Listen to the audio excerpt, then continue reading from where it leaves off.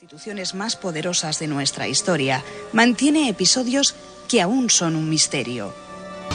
Gracias o por medio de la fe, en el seno de la Iglesia Católica se han vivido fenómenos prodigiosos. Niñas a las que se le clavan agujas en los globos oculares sin inmutarse. Mujeres que sangran más litros de los que su cuerpo puede regenerar. Niños que resucitan después de 2 días de muertos. Casos de poseídos por el diablo.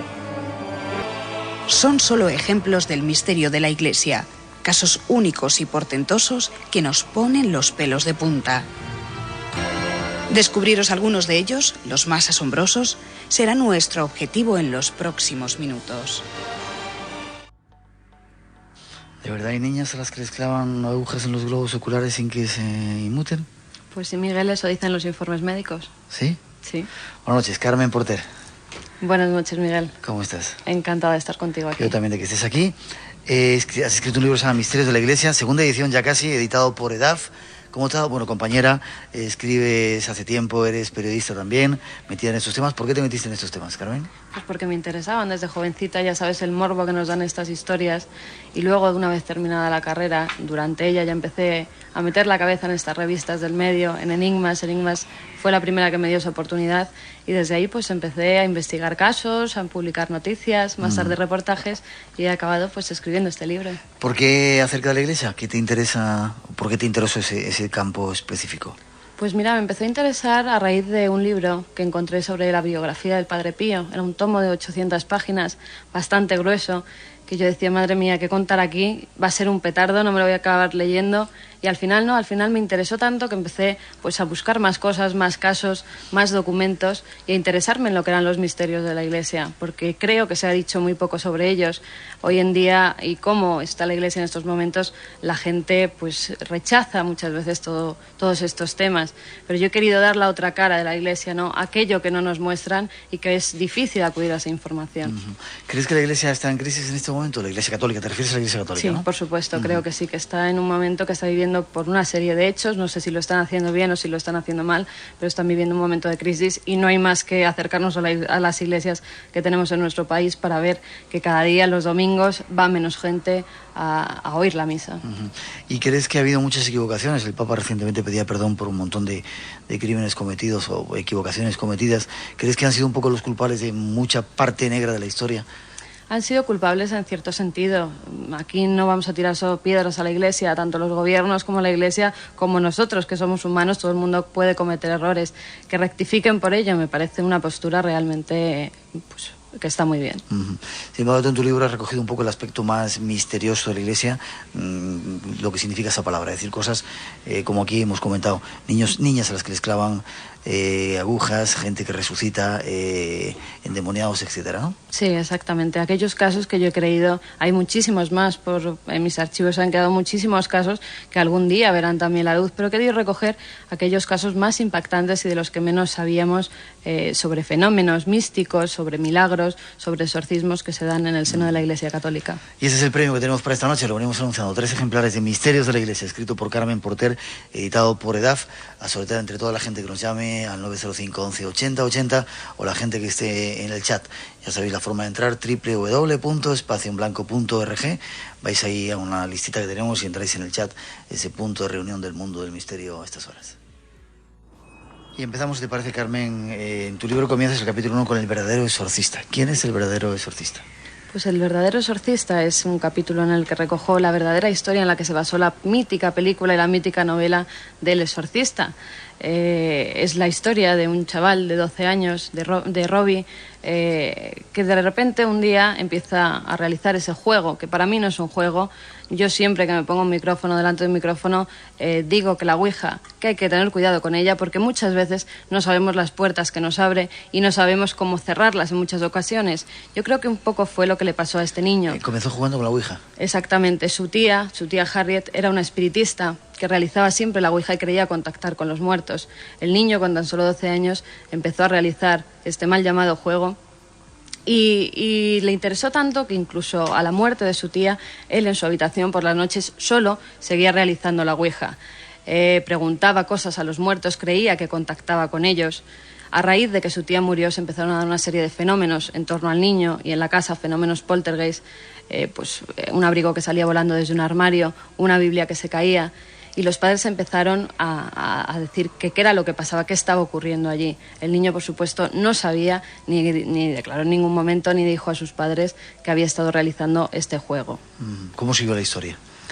Pues la historia continúa en el que la madre y la abuela, una noche en la habitación, ya mosqueadas porque no sabían lo que le pasaba al niño, deciden dormir con él. Y ellas mismas son testigos de que unos pasos hay alrededor de la cama, unos tacones, un ruido de tacones que era muy típico de los tacones, de los pasos que daba su tía Harriet. Bien, a raíz de eso, esa misma noche se producen otros fenómenos completamente inexplicables, como que en el colchón donde estaban durmiendo el niño y la madre, de repente, como una garra invisible, rasga el colchón de arriba abajo y las sábanas comienzan a elevarse, las puntas de las sábanas comienzan a elevarse hacia arriba. ¿Y todo esto es historia? Sí, todo esto, por supuesto, está recogido en un diario que, como más tarde veremos, llevaron a cabo 3 exorcistas. Fueron 3 los exorcistas que hicieron pues ese ritual al niño para sacar el supuesto mal del cuerpo, el supuesto demonio.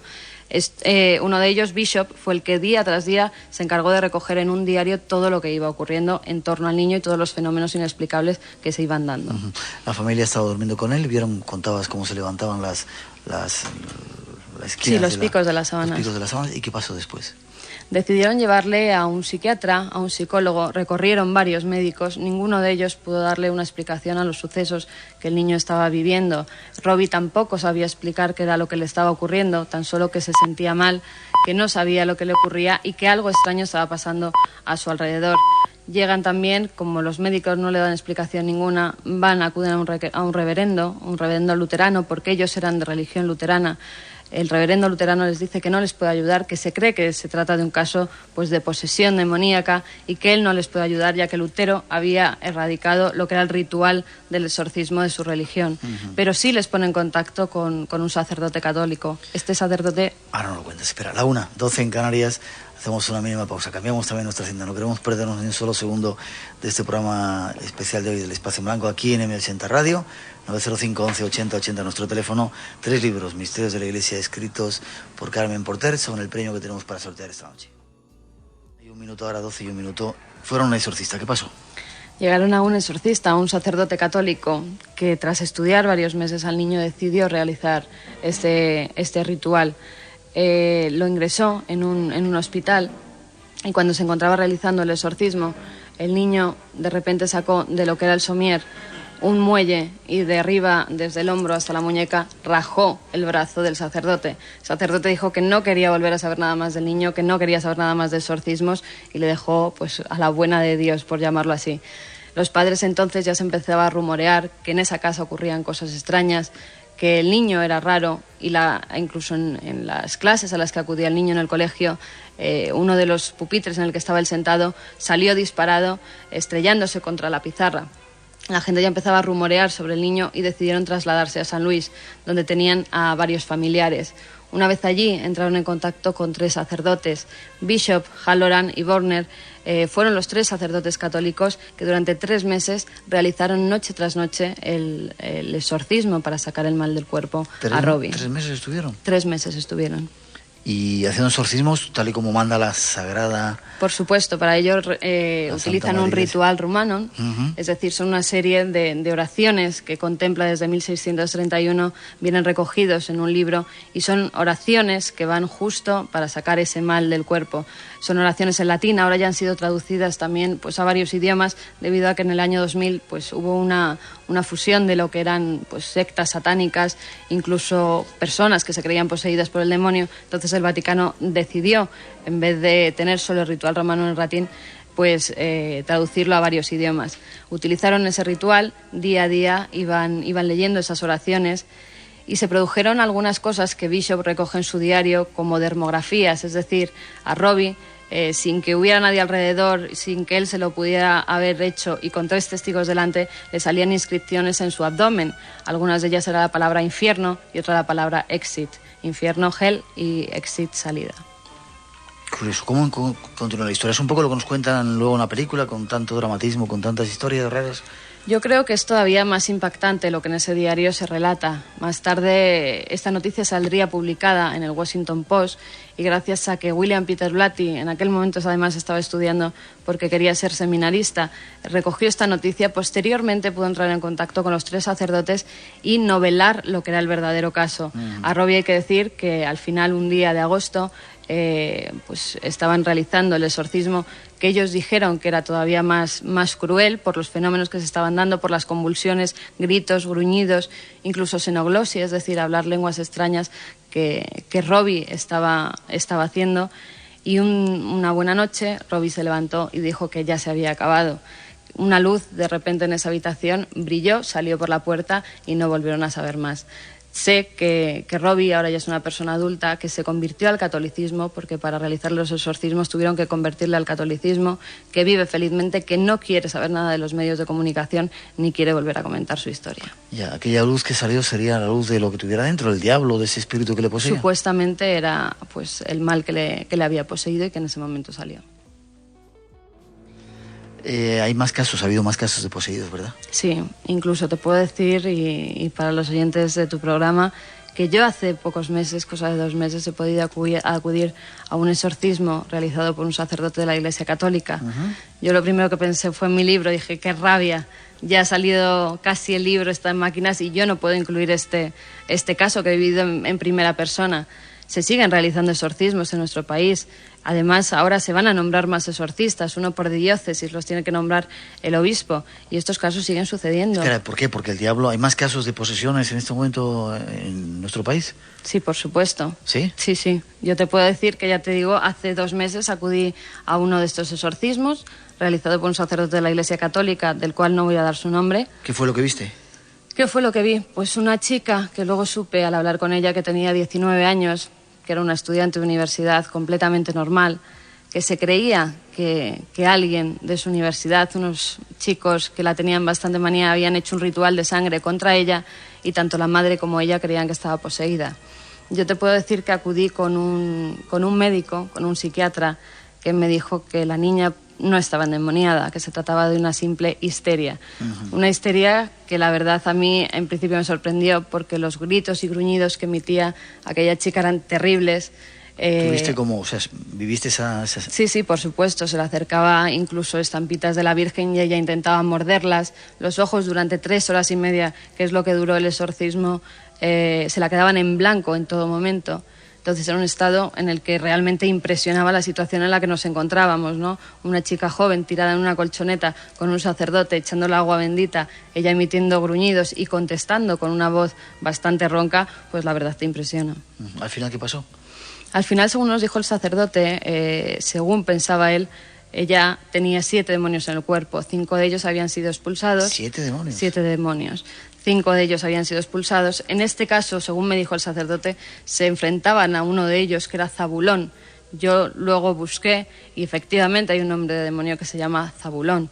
Zabulón en aquel momento, no sé si era porque estaba yo, que era periodista, o porque no quiso salir. Y sé que posteriormente se realizaron más exorcismos sobre esa muchacha. ¿Y la chica ya está bien o no sabes? No he vuelto a saber de ella. Curioso. Seguíamos en esa introducción, cambiamos un poco el tema, dejamos el misterio de los exorcismos, quizá avisando que es muy peligroso jugar con ciertas cosas, ¿verdad? Sí, por supuesto. Atentos a esos juegos, o a eso que se presenta como juegos que quizá abren puertas que nunca sabes a dónde van a dar. Hablamos en la introducción de niñas a las que se le clavan agujas.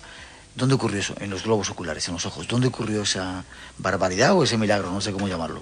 Pues más que barbaridad o milagro, yo creo que fue una prueba decisiva para ver si las niñas, en este caso, entre ellas las videntes de Garabandal y las videntes de Ezquioga, 2 de las apariciones marianas españolas que tenemos y que recojo en el libro, pues fueron pruebas que se les hicieron a ellas para ver si realmente estaban en éxtasis y tenían alguna sensación cuando se encontraban en este estado. En el caso de Ezquioga, si quieres que se lo contemos un poco a los oyentes, sí. Fue unas supuestas apariciones marianas que se dieron en 1931. Yo la verdad es que llevaba varios años detrás de ellas, no había encontrado ninguna información hasta que, pues, por una de esas casualidades que yo creo que nos envuelven a todos los que nos dedicamos al misterio, en una librería de Viejo de Salamanca, encontré un tomo pues que es un incunable hoy en día, porque lo había escrito un sacerdote que había estado en contacto durante 2 años con los 200 videntes que se dieron en las apariciones marianas de Ezquioga. Recogía informes médicos, pruebas que había hecho él mismo, como quemarles las manos a las videntes o incluso pincharlas en cualquier parte del cuerpo, incluso en los ojos oculares, incluso en los globos oculares. Y eran pues un compendio de información realmente impresionante. Yo me trasladé hasta allí a ver qué quedaba en estos momentos en Ezquio, en la campa. ¿En qué lugar es? En Ezquio, en Guipúzcoa.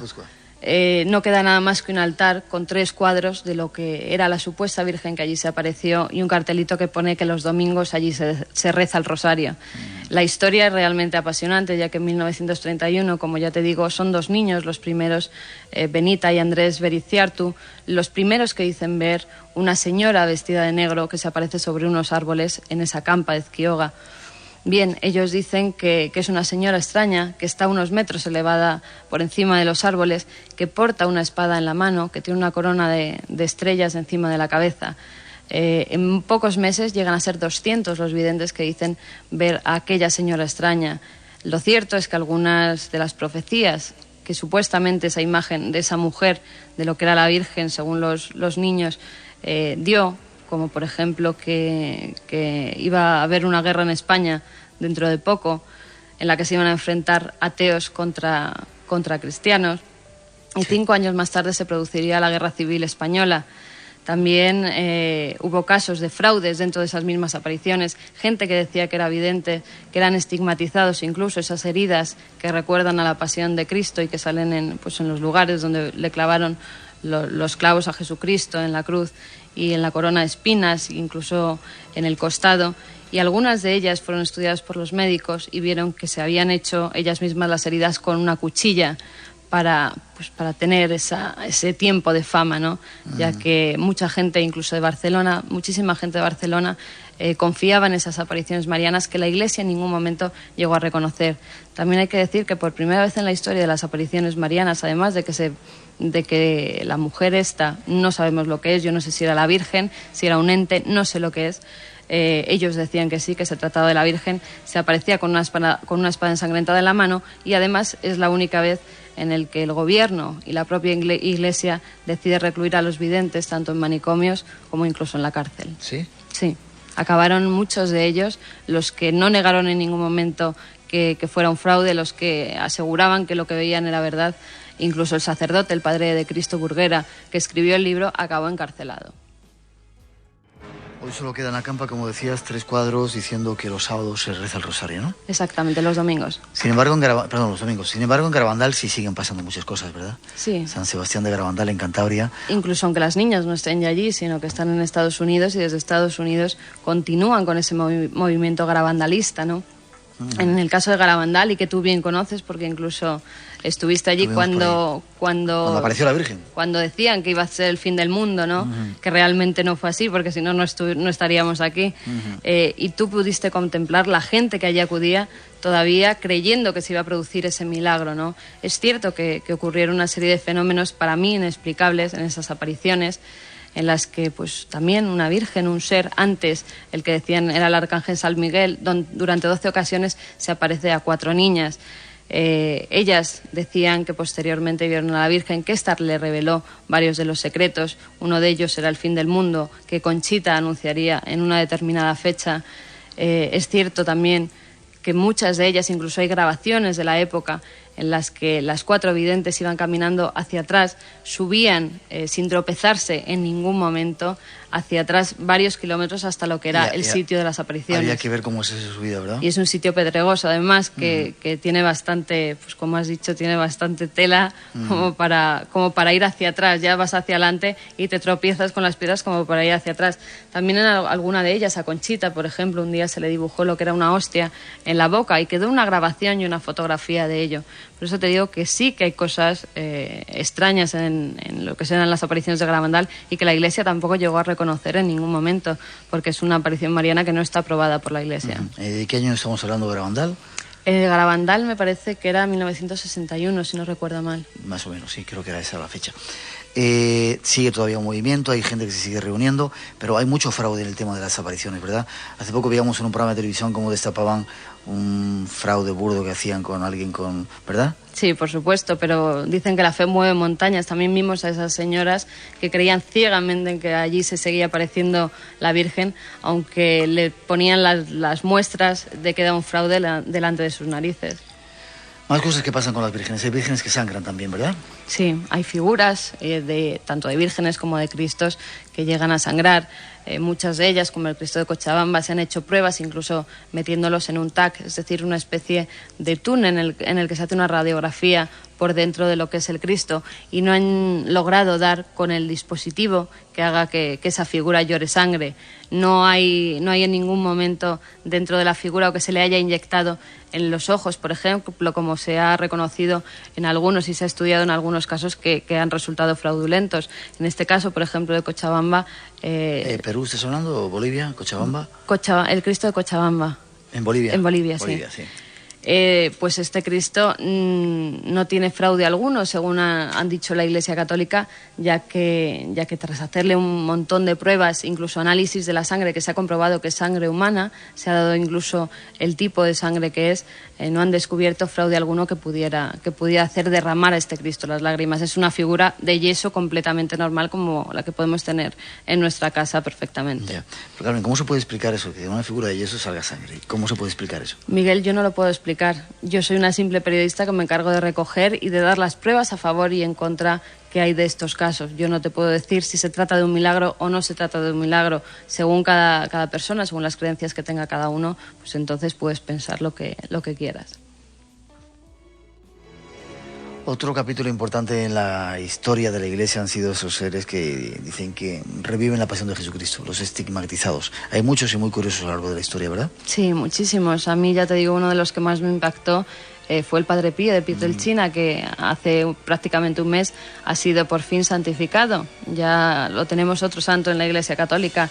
Y ha sido santificado porque, gracias a la curación de un niño en Italia, un niño de pocos años, al que los médicos le daban pocos días de vida, la madre se puso a rezar fervorosamente en lo que era el convento donde el Padre Pío en Pietrelcina había estado toda su vida, había impartido allí la misa y donde había vivido.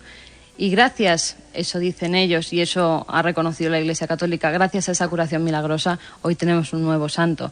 El Padre Pío, para los oyentes que no lo conozcan, era un sacerdote, un fraile capuchino, que durante muchos años, desde 1910 hasta que murió, pues tuvo los estigmas en su cuerpo, es decir, esas aberturas, ¿no?, como bien decías, que reviven la pasión de Cristo. Unas aberturas que, según algunos médicos que les estudiaron, ponían la mano encima de un periódico y podían leer a través de esa herida lo que era el periódico. No se cerraban nunca, esas heridas no llegaron a cerrarse mientras él vivió. No sabemos si después de muerto, porque a él no se le ha desenterrado, por ejemplo, para ver si estaba incorrupto. No sabemos si sigue teniendo esas heridas. También en los pies tenía esas heridas. Claro, tenía las heridas, sabes que hay una polémica que dicen que las heridas no estaban en la palma de la mano, sino que cuando realmente le clavaron los clavos a Cristo era en la muñeca. Por supuesto, esa es la pregunta que yo me he hecho siempre y que se la he hecho a los médicos que he tenido delante y ninguno me la ha sabido contestar. En la Sábana Santa, yo en Turín, cuando estuve allí viendo la Sábana Santa, pude comprobar que efectivamente, si ese es el cuerpo de Jesús, el que está en la Sábana Santa, le habían clavado lo que era por la muñeca. En cambio, los estigmatizados, todos los que conocemos hoy en día, lo tienen en las palmas de las manos. ¿Por qué? Pues tal vez porque aquí es más difícil hacer, porque si cogemos una vena de lo que es la muñeca, es realmente pues que nos podemos desangrar. Si esos estigmas son de la mente, tal vez, si esos estigmas están hechos por la mente, que no se ha podido comprobar en ninguno de los casos, tal vez sea ese el motivo, ¿no?, de que no salgan en lo que es las muñecas. Pero hoy por hoy a mí nadie me ha podido dar una razón consistente que me demuestre que en lo que es la muñeca no se puedan hacer esos estigmas. Ya. ¿Durante cuánto tiempo estuvo el Padre Pío con estigmas? ¿Toda su vida? Desde 1910, que es el primer momento en el que salen los estigmas en las manos, hasta su muerte, que creo que era en 1963. 50 años con los estigmas. 50 años con los estigmas, sangrando continuamente con ellos. Pero no solo era conocido el Padre Pío por los estigmas, también por la bilocación, es decir, estar en un mismo día, en una misma hora, en un mismo minuto, en dos sitios a la vez y con testigos que más tarde juraban ante quien fuera que sí, que efectivamente habían estado con el Padre Pío. Por ejemplo, estaba dando misa en el convento de Pietrelcina y a la vez estaba en Roma en lo que era la santificación de Santa Teresita de Jesús. Ello con personas que había hablado y que le habían visto en 2 mismos momentos. También en su celda, según los padres capuchinos que estaban con él en el convento, decían que se producían unos ataques demoníacos realmente terribles. El Padre Pío aparecía con moratones, con arañazos a la mañana siguiente y no sabían de qué era. Él decía que incluso se le aparecía el demonio en forma de perro negro. Siempre contamos con sus relatos y con los relatos también de testigos. La Iglesia Católica, en este caso el Santo Oficio, llegó a no creerle. Había muchos sacerdotes que estaban en su contra y llegaron a tenerle encerrado en su celda durante 10 años sin tener contacto con el exterior en ningún momento, mientras estudiaban los fenómenos que estaban en torno a él. Por primera vez en la historia del Santo Oficio tuvo que reconocer, tuvo que guardarse sus palabras y decir que era cierto todo lo que le ocurría al Padre Pío y que realmente eran cosas sobrenaturales. Aquí en M80 Radio esta noche hablando de misterios de la Iglesia con Carmen Porter. Carmen, ha habido muchos otros casos de estigmatizados, ¿verdad? Sí, yo recojo en este capítulo, además del Padre Pío, recojo también el caso de Teresa Neumann, una campesina bávara, alemana, que también durante muchos años tuvo los estigmas abiertos. Ella no tenía fe ni creencia ninguna. Siempre se suele decir que las personas estigmatizadas o son frailes o son monjas.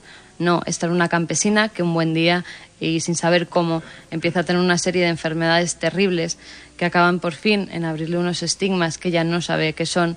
Ella se queda ciega, se queda sorda, se queda paralítica. Los informes médicos dicen luego que se recupera inexplicablemente, llega a perder varios litros de sangre en cada una de esas estigmatizaciones. ¿Varios litros? Sí, varios litros, que luego inexplicablemente recupera a las pocas horas, con lo cual los médicos no sabían a qué se enfrentaban. Ella además no comía, durante 20 años estuvo tan solo comiendo al día lo que era un octavo de una hostia consagrada.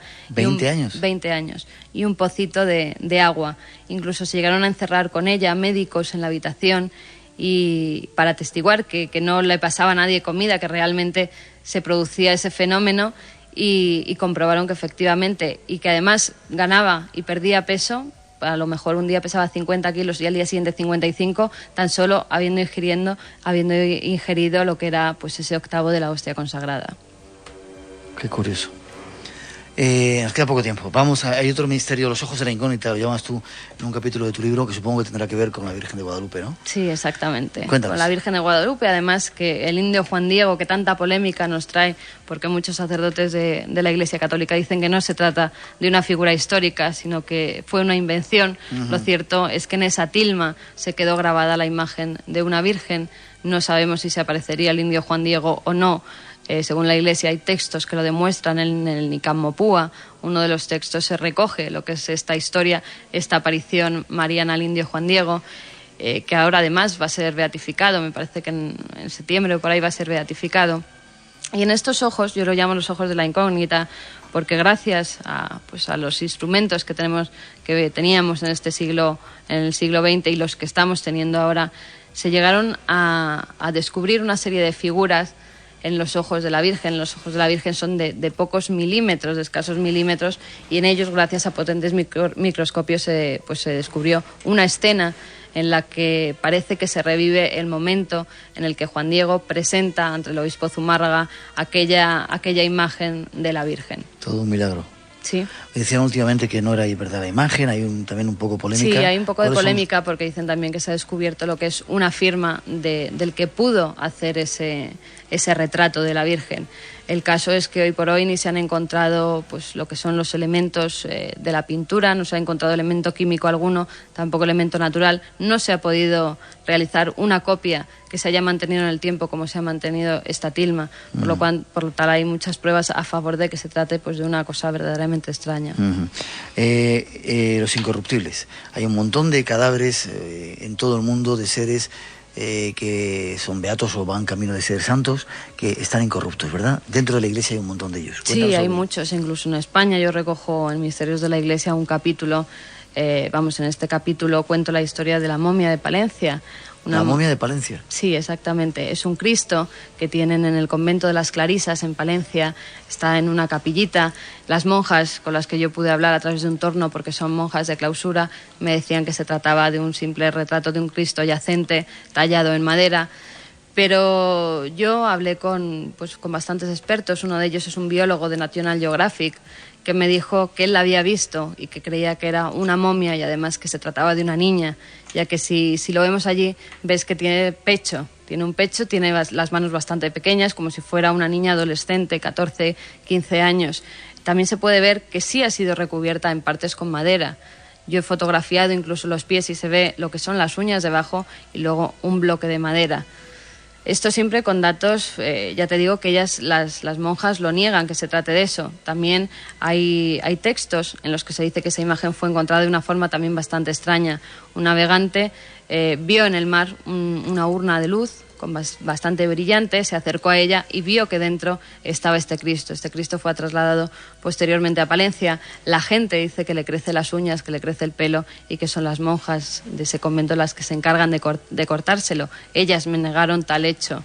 Te puedo decir que nos pasó una cosa curiosa. En ese momento iba acompañada por Iker Jiménez y al salir del convento vimos a una señora que me pidió unas monedas, una señora bastante extraña, la verdad. Tenía unas marcas muy grandes en la cara, como unas heridas, y me pidió unas monedas. Yo le saqué unas monedas del bolso. Mientras las estaba sacando se puso a gritar en medio de la calle: aquí está el Cristo encarnado, en esta iglesia tenemos el Cristo encarnado, le crecen las uñas, le crece el pelo y ha hecho multitud de milagros. Yo me quedé un poco parada ante los gritos de aquella mujer. Ya nos fuimos y al volvernos para ver lo extraño de esa señora, vimos que había desaparecido. Simple casualidad, ya no estaba. Habíamos recorrido como 5 o 6 pasos y de esto que te vuelves para ver esa señora no tan extraña que ha empezado a gritar eso y la señora ya no estaba. ¿Dónde se metió? Pues no lo sé, a lo mejor se la tragó la tierra. Punto de terminar. ¿Dónde está ese Cristo en Palencia? En el convento de las Clarisas. Convento de las Clarisas. Bueno, ahí está el dato por si alguno de nuestros oyentes quiere ir a verlo. Sí, también tiene la foto en el libro que la muestro y ahí se publica una de las fotografías. Bien, brevemente, la otra cara, el otro lado de Fátima. ¿Qué quieres decir con eso? El otro lado de Fátima, quiero decir, aquellas cosas que la Iglesia Católica no ha querido contar o no ha reconocido. Yo creo que ninguno de los que investigamos estas cosas y el público en general se creyó el tercer secreto de Fátima, ¿no? Aquel atentado de Juan Pablo II, incluso los periodistas que se encontraban en el momento de la canonización, que fue cuando se reveló el tercer secreto de Fátima, de la canonización de Francisco y de Jacinta, dijeron que la propia Lucía, la única vidente viva que queda de Fátima, se quedó un poco extrañada ante ese tercer secreto.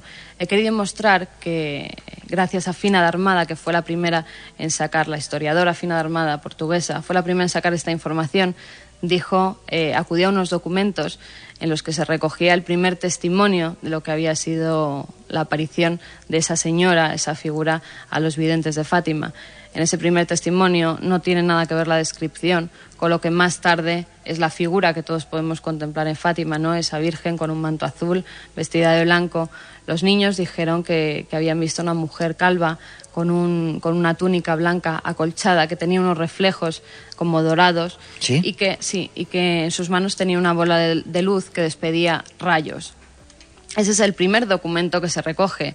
Ya te digo que la Iglesia en ningún momento ha dado esa versión de los hechos. También en lo que fue la danza del sol, que el sol no danzó en ningún momento. Los observatorios que había alrededor recogieron que no se había producido movimiento de ningún astro y mucho menos del sol, por supuesto. Un objeto volante no identificado. Yo con esto no digo que sean extraterrestres, me centro en eso. Objeto volante no identificado. Sí es cierto que pasó por encima de la gente que allí estaba. Eran 60.000 las personas que estaban esperando un milagro que había sido anunciado y realmente vieron algo espectacular, tanto que pasó por encima de ellos. Incluso esa mañana había llovido copiosamente y al pasar por encima de ellos secó lo que era el suelo y lo que eran sus ropajes. ¿Y el tercer mensaje cuál sería? ¿Cuál es? El tercer mensaje fue, yo lo recojo porque fue una filtración que se dio a un periódico alemán y recoge todo, como suelen ser los mensajes marianos, todos son catastrofistas. En este caso, también dice que en la Iglesia, dentro de la Iglesia va a haber enfrentamientos, que los curas y los obispos irán contra ellos mismos, que todo va a ser destrucción, que si seguimos así, que el mundo va a ir hacia el fin y que todo va a ser un caos, que esto se va a acabar. Misterios de la Iglesia. 1:30 casi, 12:30 en las Islas Canarias. Si queréis más en Misterios de la Iglesia, Carmen, gracias. La primera vez que vienes al Espacio en Blanco, espero que no sea la última. Yo también lo espero, Miguel. Ha sido un placer tenerte aquí. Adelante con el trabajo, enhorabuena por esa segunda edición. Y espero que sigas llenándonos de datos y de libros y de casos curiosos. Muchísimas gracias y gracias a los lectores por la acogida que está teniendo el libro, que me ha dicho la editorial que es muy buena. Me alegro. ¿Eres católica? Soy creyente. Vale. Espero verte pronto, ¿vale? Gracias, Miguel. Hasta luego.